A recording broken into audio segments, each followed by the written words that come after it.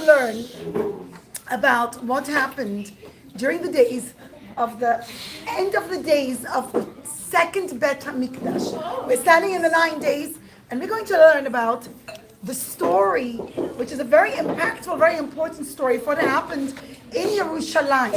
All the Jewish people were living, most of them, in Jerusalem, on the Harabait, within the walls of Jerusalem. If you see girls, if you see girls, Jerusalem was surrounded by a wall, and outside the walls of Jerusalem was the mighty Roman army, led by a general called Vespasian. He said, "Oh, the Jewish people are starting a rebellion. My King Nero back in Rome has sent me to conquer over Jerusalem and destroy the temple." And Nero said, "Yeah, Vespasian, make sure you conquer Jerusalem." Now, do you remember last week, or a few days ago, we learned about Kamsa and Bar Kamsa, remember? With the cut on the lip. How many of you remember hearing the story? Okay, some of you missed it. Okay, we have to go over it again. Okay, so now Vespasian came with a huge army and surrounded Jerusalem to come and, God forbid, destroy the Bet HaMikdash. I also want to add, according to some opinions, they did not intend to destroy the Bet HaMikdash, they just wanted to steal all the money. But be it as it were, they were coming to attack the Jewish people and attack the Bet HaMikdash and the Jews in Israel. Now, within the walls of Jerusalem, the Jewish people were being led by a very big tzaddik. His name was Rabbi Yochanan ben Zakai, and he was extremely wise. Rabbi Yochanan ben Zakai said, "Listen, Jewish people, we should just humble ourselves and give in to the Romans, pay the taxes, give them whatever money they want, and let's just live peacefully with the Romans ruling over us." But there was a lot of disagreement among the Jewish people. There were many Jewish people who argued and said no, and they were mostly the non-observant Jews, the Jews who weren't yet keeping Torah and mitzvot, and said no, we have to get up and fight against the Romans the way the Hashmonaim fought against the Greeks. And Rabbi Yochanan ben Zakai and the rabbis said no, when the Hashmonaim fought against the Romans, against the Greeks, in the story of Hanukkah, they were trying to get religious freedom to be able to serve Hashem. The Romans basically just want to rule over us and take the money. They just want to be the leaders of this land. Well, we don't want to be under Roman rules. We should get up and fight. Now, in Jerusalem, children, were some very wealthy individuals who had storehouses and storehouses filled with wheat, enough to feed the entire people of Jerusalem for 22 years. That's a lot of wheat, and it was being kept. They could take that wheat and replant it and grow from it more and more. So the Jews were sitting happy. They said, "Listen, yeah, we live within the walls of Jerusalem, but we have more than enough to eat." There were some people who were being hunted. One family in particular was the family of Rabban Gamliel. See, Rabban Gamliel was actually a descendant of David HaMelech. So he was a direct descendant of the Jewish royal family of David HaMelech. And him and his wife, I'll just use the princess, his wife and their children were constantly being hunted by the Romans. The Romans wanted to kill them. Why?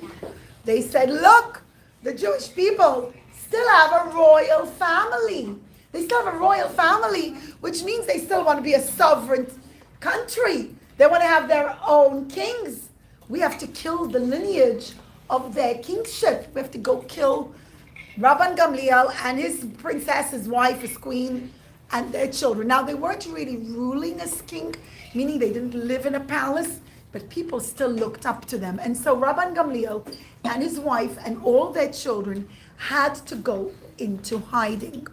In addition, there was a very, very big tzaddik. His name was Rabbi Tzadok. Rabbi Tzadok, who was very great, and literally had a level of Ruach HaKodesh, saw that Abin Shamayim was a big kitrug, like a big decree against the Jewish people. And he fasted for 40 years, praying to Hashem to save the Jewish people. He refused to eat. The only thing he would eat, he wouldn't even eat it. He would take figs and he would suck the juice of the figs. He would suck it, and that's how he lived, from fig juice. But he was very, very, very sick. And he was very unwell. And he really needed a doctor after 40 years of fasting like this. And Rabbi Yochanan ben Zakai was very worried about it. And he kept on saying, we have to fix these three things. First, the fact that Rabban Gamliel's family is being hunted down. If Rabban Gamliel gets killed and his wife, they're the last remaining descendants of King David. If there's no descendants of David HaMelech, of King David, who can't come? Who knows? Who's the descendant? Mashiach! That's right, thank you. You can all say it together. Who is a descendant of King David? Mashiach! Mashiach has to be a direct descendant of David HaMelech. But if Rabban Gamliel and his wife and their children get killed, that means there's no more grandchildren of David HaMelech, which means no grandchildren of David HaMelech, no Mashiach. Today, I'm sure there's many, many people who have descended from them. So he really wanted to save Rabban Gamliel and his family. He also really wanted to save Rabbi Tzadok. He understood that the Jewish people were being saved in the merit of Rabbi Tzadok, who was a big tzaddik. But if he died, his prayers die with him.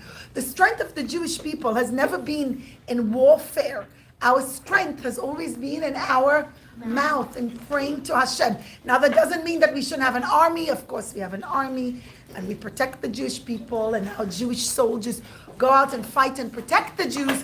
But our real strength is our connection with Hashem.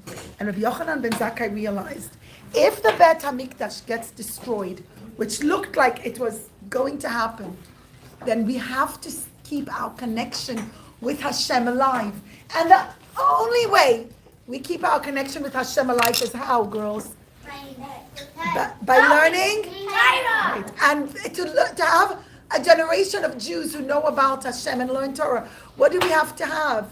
Jewish children. Right, Jewish families, Jewish children, and those children need to go. Education. Thank you, Jewish education. They need to learn Torah. We need to establish yeshivot.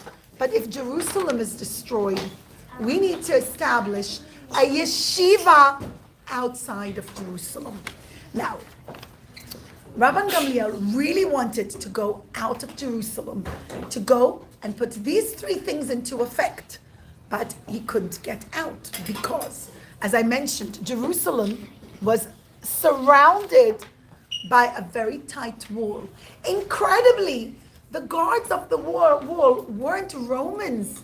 They were actually the Biryonim, the very strong men in Israel who had kept saying, we should get up, we should fight.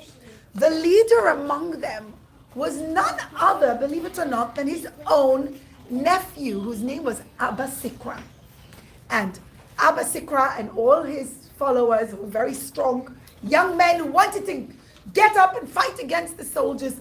They once had a meeting. They said, listen, Abba Sikra, the Jewish people are sitting happy in Jerusalem. They're not getting up to fight because they have so much food in the storehouses. Let's go and let's burn it. Now, Abba Sikra didn't like that suggestion. He had a little bit more sense in his head. He said, I'm not sure. I don't know. If we burn all the food, there'll be no food to eat for any Jews. And they said, yeah, but if there's no food, then they'll be motivated to get rid of the Romans. And one night, girls, the Biryonim went and they set ablaze. Shh, girls, please. They set ablaze all the storehouses, putting into effect a starvation. Now suddenly all the food that the Jews in Jerusalem had was all gone. Overnight, there was nothing to eat. And they said, ha, good. Now everyone will get up and fight against the Romans. Rabbi Yochanan ben Zakai saw this is like doomed to fail. He turned to his nephew Abba Sikra. He said, listen, what your followers did was horrendous. They've placed us all in terrible danger. People are starving. I've got to get out. Tell them to let me out. I have to go talk to the general of the Romans. And he said, oh, Uncle Yochanan ben Zakai. He says, listen, if I tell them to let you out, they'll never agree. They'll see me as soft and weak, and then they'll kill me. So they decided they were going to make a plan. And this was their plan. Rabbi Yochanan ben Zakai pretended to be unwell. And he said, oh, I don't feel so good. And one fine morning, he closed his eyes. And he told Abba Sikra, go tell everyone that I died. And so Abba Sikra and a couple of the other rabbis got up and made an announcement. Everyone, very sad. Rabbi Yochanan ben Zakai has passed away. Our big leader has passed away. And everybody said, oh, terrible. Oh, no, I know. We say the story again and again the same time. It's okay. We learn every time over and over. And they said, Rabbi Yochanan ben Zakai has passed away. We need to do something to bury him. And he says, okay, we can't bury him in Jerusalem. He's a big tzaddik. Let's carry his body and take him out. And so they started to carry Rabbi Yochanan ben Zakai's body out of Jerusalem. Oh, I should close. And they said, let's take Rabbi Yochanan ben Zakai out. They came to the guards by the gates. And they said, who goes there? And everybody said, listen, it's Rabbi Yochanan ben Zakai. He died. We need to go bury him. And says, he's dead. We don't let anyone out of the city. He said, come on, he's a big tzaddik. You have to let him out. He says, okay, let me make sure he's really dead. And children, he brought a sword. And the guards by the gates brought a sword, ready to plunge it into Rabbi Yochanan ben Zakai's body to make sure that he's truly dead. And they were thinking, oh no, like he's not really dead, he's alive. But if they took a knife and plunged it through his body, a sword through his body, he really would die. So they said, no, you can't do it. He's a big tzaddik, you're going to desecrate his body. You can't do it, you can't do it. So they said, okay, let us at least put our ear to his heart. And children, here's where a big miracle happened. They put his ear, I know the eye keeps popping open, but we'll just pretend. They put their ear to his heart. If you put your hand on your heart, you'll be able to feel your heart is pounding. Baruch Hashem, we're all alive. We all have a heartbeat. Baruch Hashem. But a person, when the neshama leaves the body, the heart is no longer pumping. So the body doesn't move at all. So they put their head to his heart, and they put it there for a good 2-3 minutes. The miracle was, children, Hashem made it that Rabbi Yochanan ben Zakai's heart could not be heard. It stopped. It felt like he was dead. They said, all right, he's truly dead. Let him out. So they let him out. They walked far away till they couldn't see him anymore. And then Rabbi Yochanan ben Zakai got up and he opened his eyes. He goes, okay, I'm going to go straight to the General Nero. When he comes to General Nero, he walks in.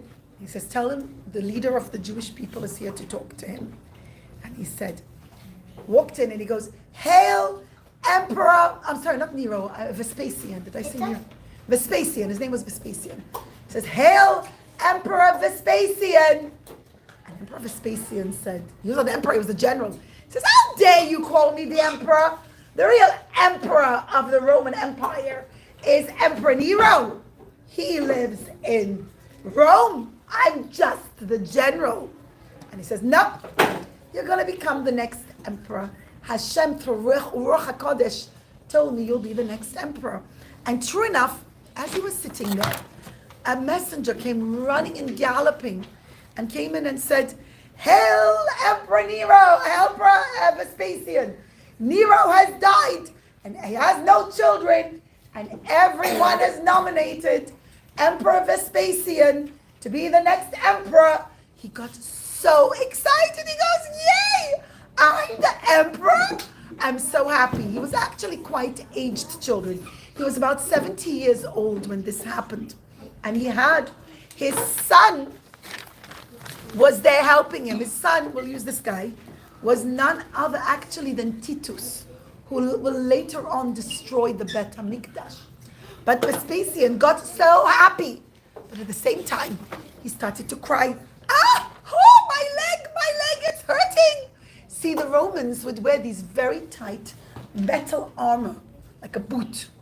And the boot started to press really bad on his foot. What happened was, he became so happy when he found out that he's going to be the next emperor, that his foot became swollen, became fat.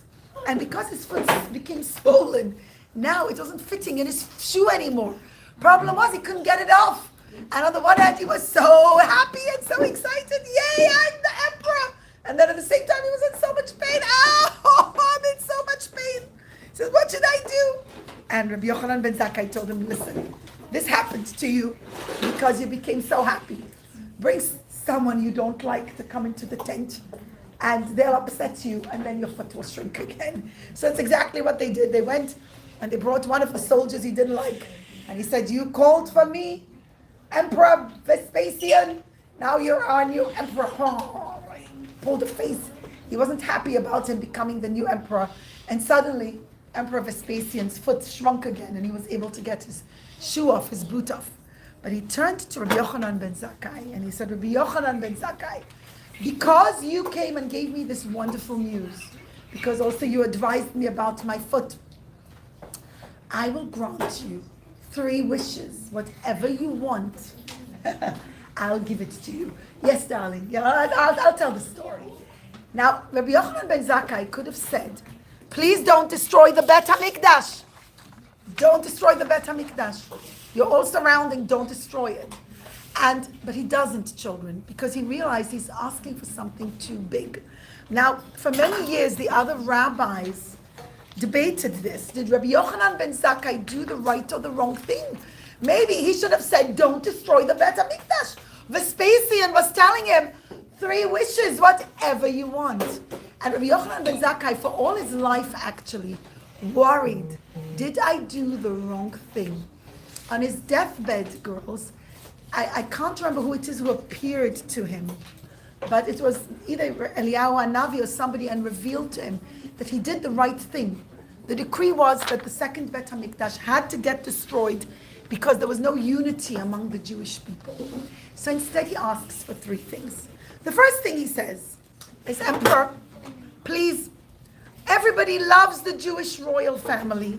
We're not trying to establish them on a throne to be our monarch, but we love them. Please don't chase after Rabban Gamliel and his wife and his children." And Vespasian said, "Done, I agree. We'll let them live." And so now Rabban Gamliel and his wife and his children could come out of hiding. It says at his end of his life, Vespasian realized what he did. He says, "Oh my goodness, I set into motion the birth of Mashiach. Without Rabban Gamliel, there'd be no Mashiach for the Jewish people." And he actually regretted it very badly later on, before he passed away. But it was too late, and he had allowed Rabban Gamliel and his wife and their children to survive. And in this way, assuring that in the future, meaning in our times, there's going to be a rabbi, a leader, the royal Jewish royal family of David HaMelech, the Davidic royal family, now has the ability to get reestablished, because there are people who are descendants of David HaMelech. And today, it's very easy. Yeah, there are people who know. Today, it's very easy. You could take a DNA test and they could figure it out that way. But whilst we haven't yet established the Davidic royal family in Israel, and we haven't built them a palace or anything, but we do have people alive today who are great-great-great-grandchildren of Rabban Gamliel, and in effect, great-great-grandchildren of David HaMelech. So that was the first thing Rabban Gamliel did. The second thing he said, please send a doctor to save Rabbi Tzadok, sorry. And he said, good, agreed. And so they sent the best doctor, the best specialist to come and to heal Rabbi Tzadok. And it says that too, later on he regretted. When Vespasian found out, he says, what did I do? How did I agree to that? The entire Jewish people are staying alive in the merit of the prayers of Rabbi Tzadok. I didn't realize how powerful their prayers are. Without his prayers, the Jewish people would be doomed. But it was too late and he had agreed to it. But the one thing he later on regrets the most was when Rabbi Yochanan ben Zakai tells him, Tenli et Yavne v'chachamea. You're going to destroy Jerusalem. Allow me and the young boys and girls who want to sit and learn Torah to leave Jerusalem and let us go live peacefully in the city of Yavne and establish a big Torah center there. Now remember that when Jerusalem was getting destroyed, so was the entire Israel, not just Jerusalem. They were going from city to city, from village to village, plundering and burning it. But now, Emperor Vespasian gave his promise, marked it, that he would not destroy the city of Yavne. And so Rabban Gamliel and a bunch of students all go and establish a huge yeshiva in Yavne. It was the forerunner of what we have today as the Talmud, right? The Gemara that we learn today, well, the boys learn it more than the girls, but girls learn it too.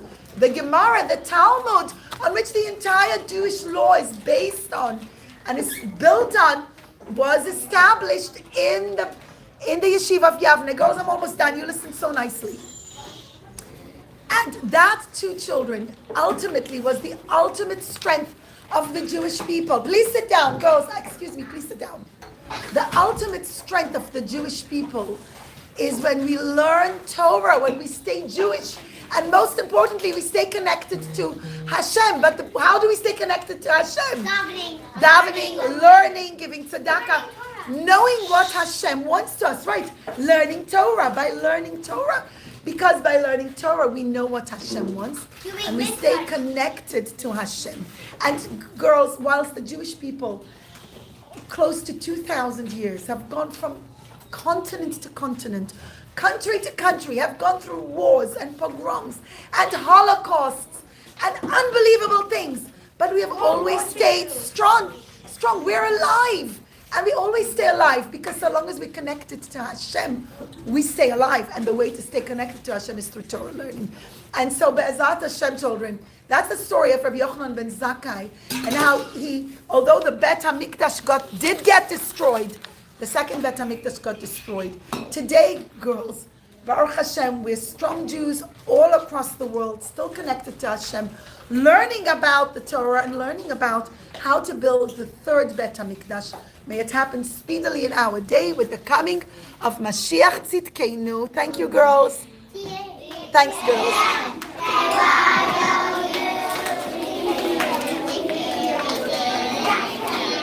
Thanks, girls.